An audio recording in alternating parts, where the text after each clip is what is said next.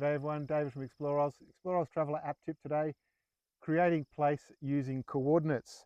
So the first thing, we're obviously just sitting here, I received an email with some coordinates in it. So if I just pop into my email system and go into the email, there's a set of coordinates I've received. So I want to copy that and just pick up the whole, that long position.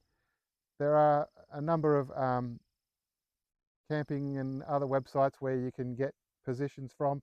So if you happen to know a position, this is how you're going to use it within the app. We've now put the position into our clipboard. The next thing we're going to do is we're going to unlock the GPS so that we have access to our coordinates display up the top of the screen here. We click in here, we're going to delete the position that we've got in there, and we are going to paste in the position that we've received, and we hit go. And that's then taken us to where that location was.